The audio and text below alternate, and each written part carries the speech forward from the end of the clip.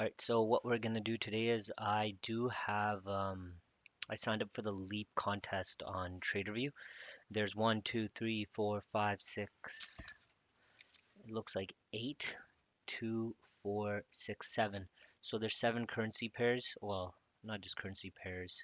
There's the S&P gold, silver, Euro USD, and some WTI COD. So for the varying ones, I'm gonna be making a plan to test out my strategies in more or less real time. So today I'm going to be setting out markers for most of them. I have already gone into Bitcoin. I might put another one in for Ethereum because they're not really that high based. So what I'll do, why I'm doing that is, well, part of it is that you have to trade every day for 10 consecutive days. So, based on that, you kind of have to like play along. So let's see if I can grab it here.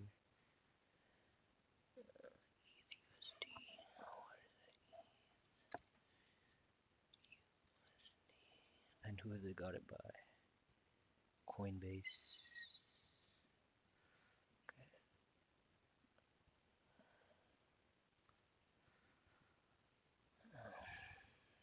And we'll be trying out different indicators, etc. Mostly it's going to be off of accumulation patterns, the expected drop, and we're going to be doing the Nick Sean method of adding to any trades that we might suspect that we might lose. So um, for ETH, we actually got five. So we're gonna see what's happened in the last few days here. Well, it's been dropping. It did have quite a bit of a high, and it did drop quite a bit right here. Um, what I'm gonna say for today is that we're gonna try to push it to the bottom of the New York session. So we're gonna sell one. We're gonna take the profit right here, about $61. So at least we're in the continually. Now what you're going to see on the other side of the screen is static contraction. With my other post, what you're going to see is this methodology that I'm trying out until the end of April 2025, which is, I call it the flux method, but it's more or less isometric training, um, like doing the Goku flex pose or other poses, and kind of just trying to get jacked through that. So that's the expectation and hope. So let's continue.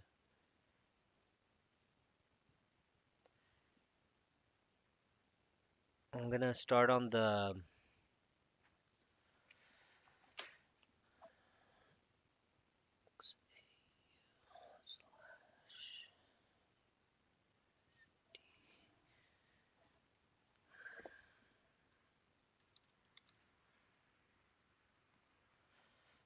that's gonna be with Wanda, and we're gonna see what's up.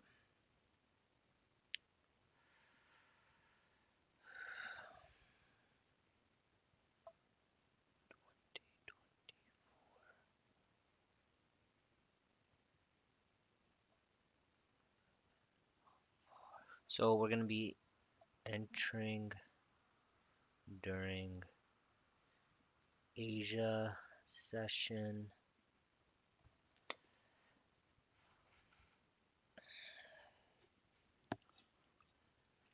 Be entering during the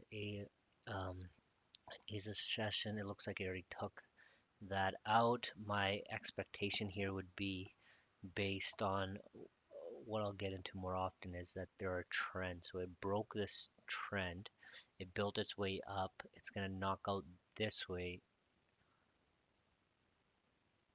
and reverse the trend higher, similar to what you see here. You actually see it, you might see a drop. If you do see a drop, it'll probably be up to here. Um, Overall, though, let's see the what we have. So what my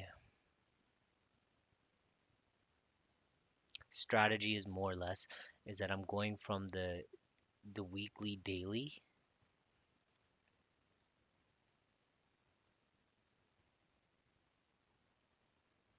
and I'm doing my calculations based on that for the next however long. So example, with gold, I have a more or less long-term trend, which is clearly bullish, right? So it's clearly bullish. We see that we're at a more or less a lull. We don't know if it's going to get higher, but or lower, right? So based on candlestick math, we're kind of like not really anywhere, right? So right there, big push up, didn't go anywhere. We're at the top of this. It looks like the lows have been lowered out more or less, and it looks like we're gonna push up. So my interpretation of this is gonna be we're gonna buy at this. So my goal is to come back here tomorrow around 11, 12 a.m. and see where we are and then position back accordingly. As this continues on, we'll see how much more of a system gets made. So I'm using TradingView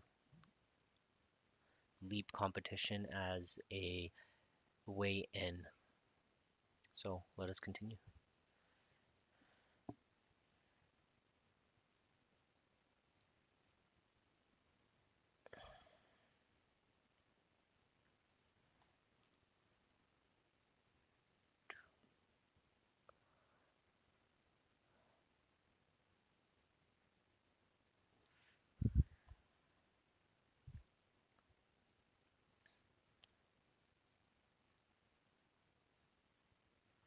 With an expected take profit of this right here. So 2745 is what we're going to say. 2745.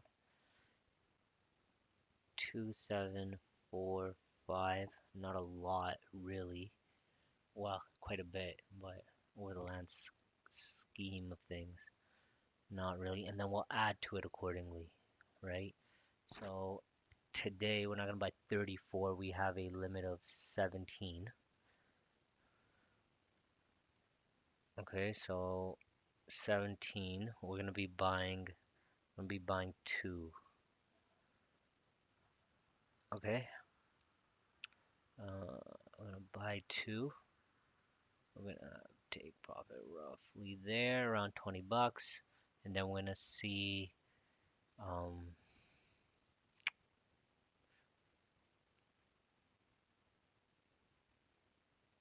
what happens. Right? You can see in the corner right here, training days. So see what happens.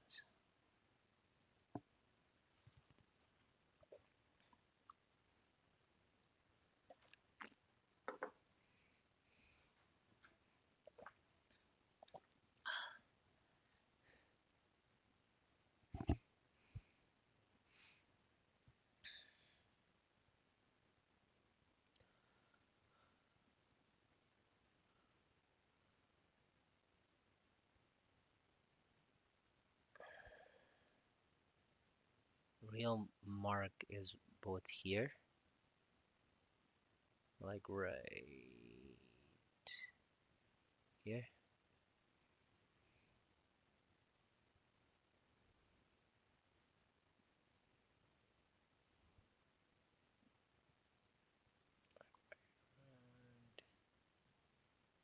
Here,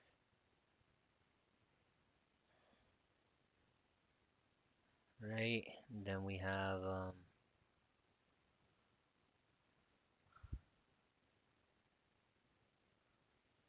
something right here.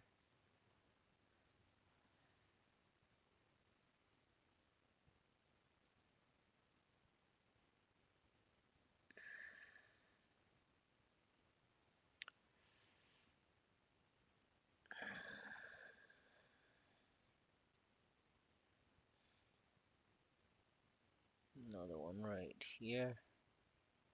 So this is kind of band that we're in, so we'll see what's up.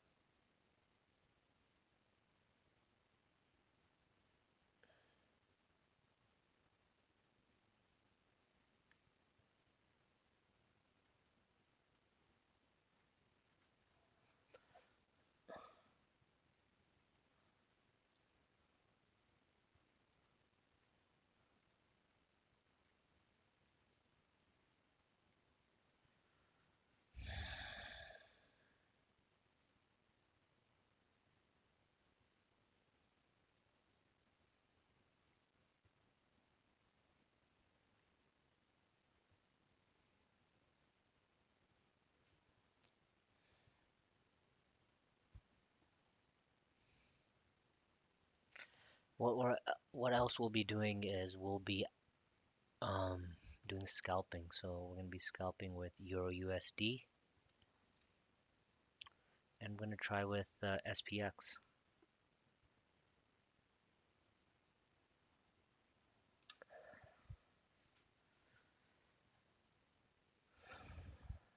So this is stuff I'll be streaming more often.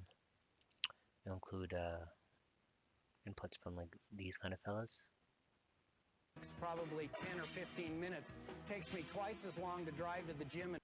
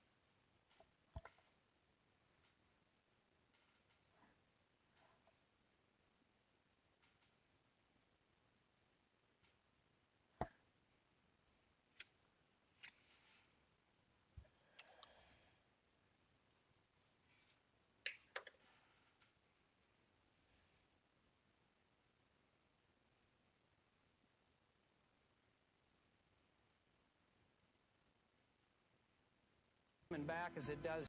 Okay, so what we're gonna be checking out today is static contraction.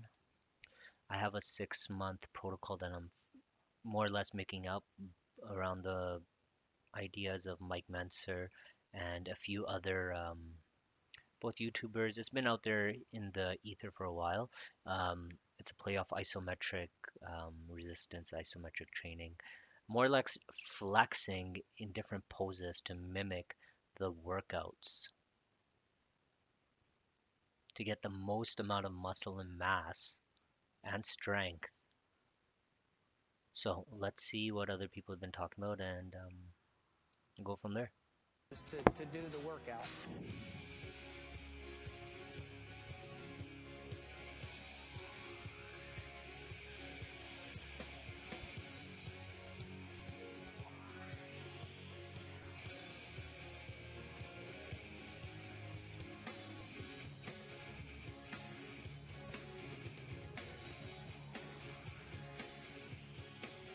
What you're going to learn is that you could accomplish more in a few minutes a week, literally a few minutes a week, than most people do who are working 3 hours a day, maybe 6 days a week.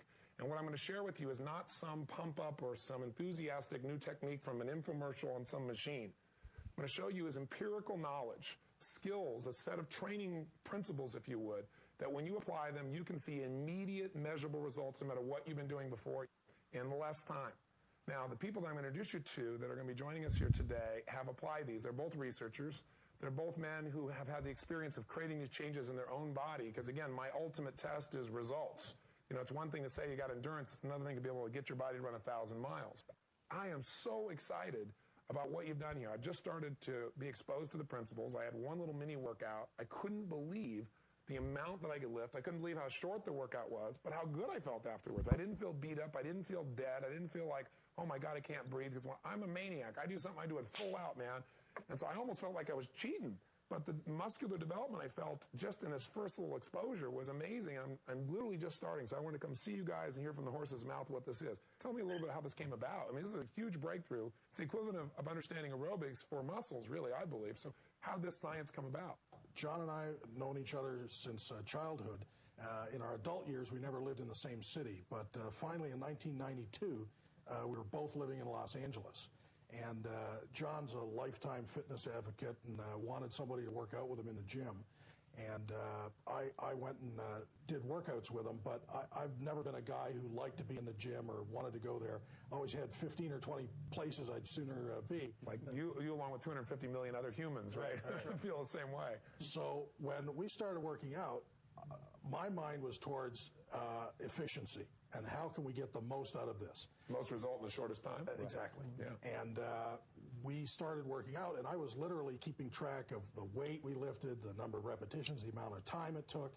And at the end of the workouts, I'd enter them into a laptop computer, and I had graphs and charts and a real analysis of it. And it's amazing to me that in at least a century of strength training, no one has ever taken an analysis of it that was based on just the simple laws of mechanics that come to us from Isaac Newton. Right. It's amazing to me that nobody did that, because the critical element in this is work in a unit of time. People just think of the number of repetitions. Number of repetitions. And it's arbitrary. And you see it in the way people work out. You know, you see it in the way they'll go over the dumbbell rack. They'll do a little something.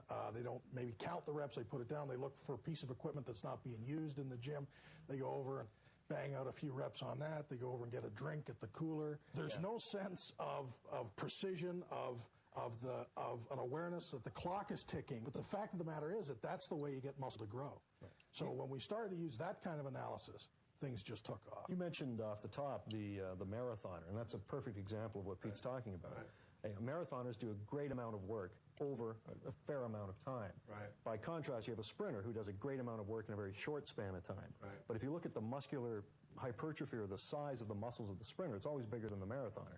Right. And that's because they're packing a lot of weight, a lot of intensity, a lot of work, which is the technical formula for muscle growth in a given unit of time. Yeah, the sprinter's got to use so much more force. Absolutely. That they got bigger muscles. We have the luxury of being able to adjust and manipulate the weight, that variable. Right. And as a result, we can bring more intensity to bear on a given muscle group than a sprinter can. In fact, if you watch a sprinter, when he finishes, he's winded, he's tired, there's lactic acid throughout his legs. But within about 2 minutes or so walking around the track, he can probably run again. Right. You know, you do a set of static holds with 2,000 pounds to the point of failure, and you'll be lucky if you can stand up initially. Let's talk about you guys from a result perspective. Besides shaping your body, and everybody has a different genetic shape. Right. You know, Very people can put up interesting. the same effort, not get the same result, obviously. And there are a lot of people in bodybuilding that are augmenting that shape, Yes, obviously, with a variety of drugs and so forth. But just you guys, you're both natural bodybuilders, or I shouldn't say bodybuilders. You work out a couple minutes a week. Tell us what your regimen is now. This is going to blow people's mind. And tell us with this regimen, how much progress did you make? First of all, I'd never considered myself a bodybuilder, but I'd be more in the category of a power lifter type of person. But when I started out in this, I was a conventional The concept trainee. is, I did the things that I everybody have an idea of what they're going to very go full down. range of motion. You mentioned a shrug.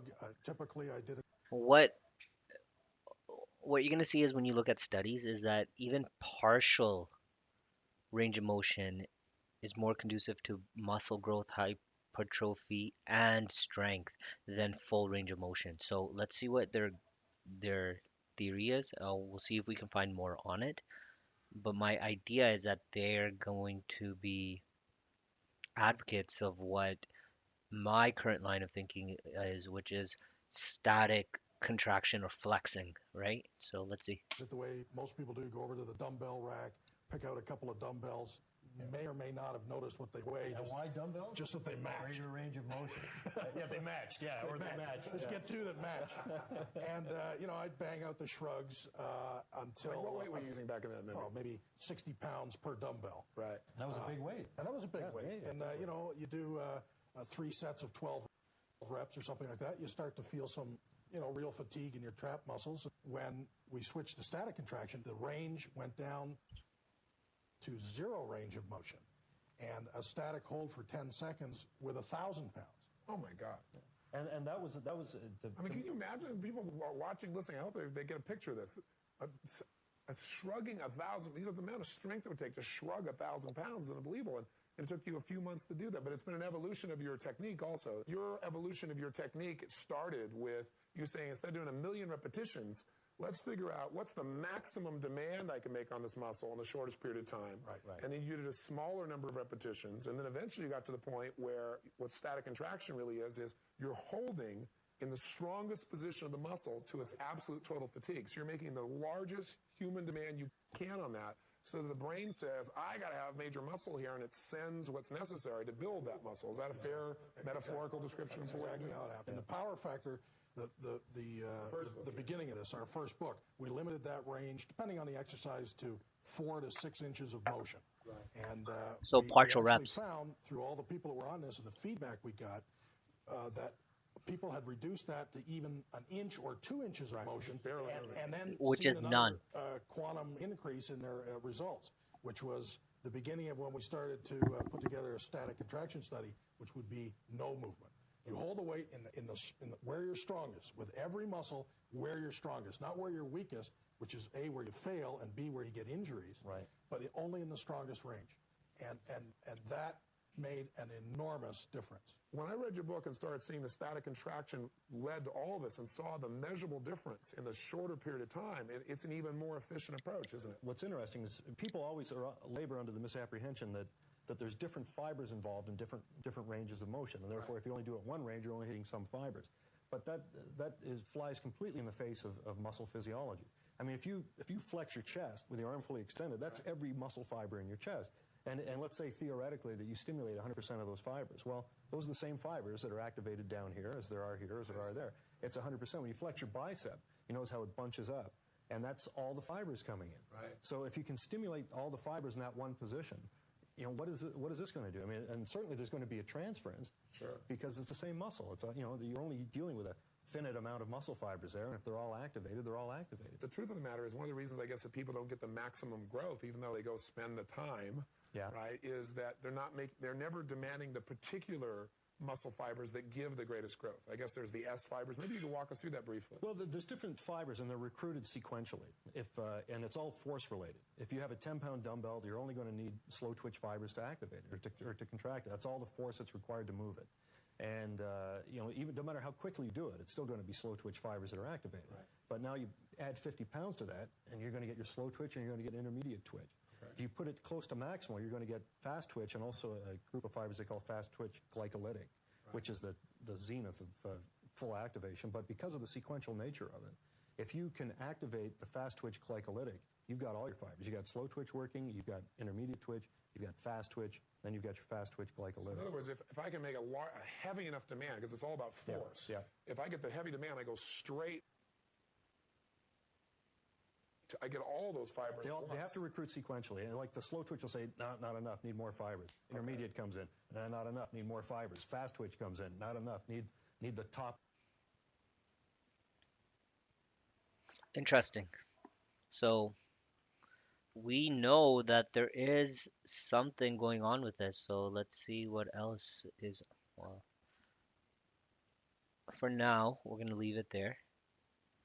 And I'll bring you, I guess, more studies to bring it up. Cool.